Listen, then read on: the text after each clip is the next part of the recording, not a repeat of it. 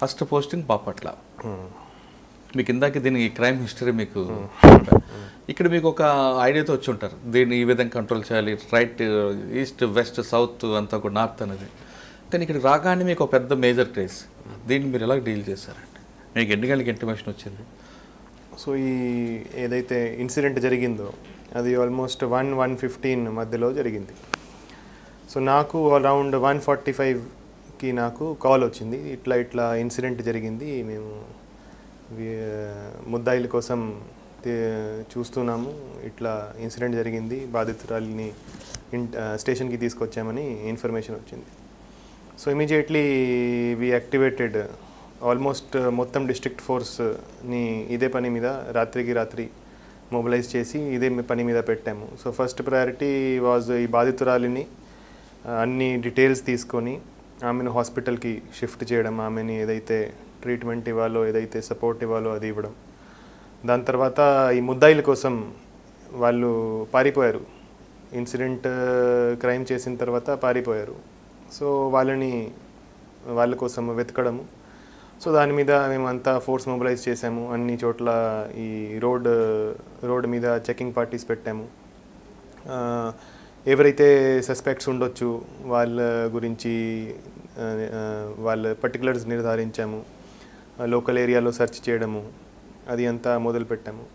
So morning by 7 AM మాకు ముద్దాయిలు దొరికారు. సో దాని తర్వాత వాళ్ళని అరెస్ట్ చేయడం జరిగింది, దాని తర్వాత అంతా ప్రాసెస్ చేయడం జరిగింది. అంత ఫెరోషియస్గా ఎందుకు వాళ్ళు ప్రవర్తించారండి? డ్రంక్ అనుకున్నారా? అంటే వాళ్ళు క్రైమ్ చేసేటప్పటికి they were in drunken state. So వాళ్ళు అక్కడ డ్రింక్ చేసి రైల్వే స్టేషన్కి రావడం జరిగింది. సో వాళ్ళు ఇంకా డబ్బుల కోసం, అంటే వాళ్ళకి ఇంకా డ్రింక్ చేసేదానికి డబ్బులు కావాలని ఉద్దేశంతో వాళ్ళు రైల్వే స్టేషన్ మీద తిరుగుతున్నారు. సో వాళ్ళకి ఫ్యామిలీ కనపడింది. ఆ ఫ్యామిలీ కనపడినాక వాళ్ళతో ఒక ఆర్గ్యుమెంట్ పెట్టుకొని కొంత డబ్బు లాగేశారు. లాగినాక ఇది అంతా ఇన్సిడెంట్ జరిగింది. ఓకే సార్, ఫస్ట్లోనే పెద్ద మేజర్ కేసు అవడంతో మీ మీద అది స్టేట్లో లా అండ్ ఆర్డర్ ఫెయిల్యూర్ అంటూ ఆపోజిషన్ పార్టీ తీసుకురావడం, గవర్నమెంట్ చాలా సీరియస్గా తీసుకోవడం, మీ మీద ప్రెజర్ ఏమైనా పడిందా ఫస్ట్ కేసులోనే? అంటే ప్రెషర్ ఏమీ లేదు. సో ఇన్సిడెంట్ అయిన వెంటనే we knew that it is a very unfortunate incident, it should not have happened. దాని తర్వాత ఇది త్వరగా ఛేదించాలి, త్వరగా ముద్దాయిల్ని పట్టుకోవాలనే ఉద్దేశంతో మేము పని చేసాము. With proper planning and proper efforts we were able to catch them by morning. But we had anticipated that ఇది పెద్ద దీన్ని బేస్ చేసుకుని పెద్ద లా అండ్ ఆర్డర్ ప్రాబ్లం మా ప్రాంతంలో ఇంకా వేరే చోట్ల కూడా రావచ్చు అని యాంటిసిపేట్ కూడా చేసాము. దానికోసం అంత ప్రిపరేషన్ కూడా చేసి బై మార్నింగ్ అంత ఫోర్స్ కూడా మేము అన్ని చోట్ల పెట్టుకున్నాము యాంటిసిపేట్ చేసుకొని.